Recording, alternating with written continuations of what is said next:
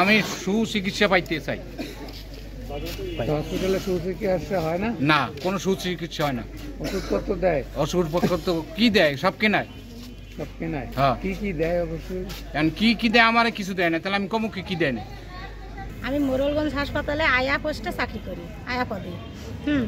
তারপরে আমি দীর্ঘদিন ধরে চাকরি করে আসতেছি, আমার চাকরিতে কোনো সমস্যা নেই। কিন্তু হঠাৎ করে আমার কাছ থেকে অফিসে ডাকে, তারপরে হেড ক্লার রেদওয়ান হোসেন আমার কাছ থেকে স্বাক্ষর নিছে। স্বাক্ষর নিয়ে বলে কি একটা চিঠি ধরা দিছে। চিঠিটা বলে কি যে তোমার নামে উপর দিয়ে হেড অফিসতে আইছে। সে যাতে আমি মুজাহিদ স্যারের কাছে যাই। মুজাহিদ স্যারের কাছে যাই, চিঠিটা দেখাই যে স্যার আমার নামে এই চিঠিটা আইছে, হেড ক্লার বললো। তারপরে অফিসে যে বললি, তারপরে দেখে বলে কি তোমার চাকরি নেই, উপর দিয়ে তোমাকে বাদ দিয়ে দিছে। সে এখানে আয়াপদে চাকরি করে আউটসোর্সিংয়ে, তাকে রিজন মাহতুবার অফিসে ডাকি নিয়ে কি একটা সই স্বাক্ষর নিয়ে তাকে ধরাই দিয়েছে তোমার চাকরি নাই।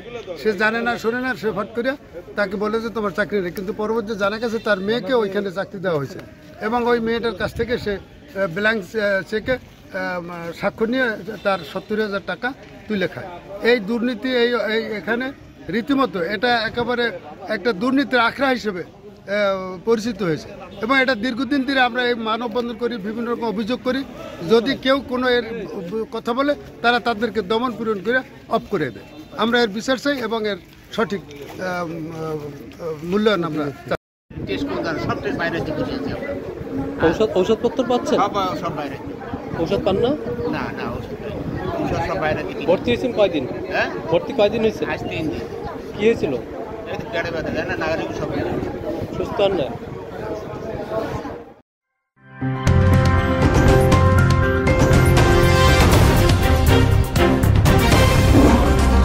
Voice of Tiger.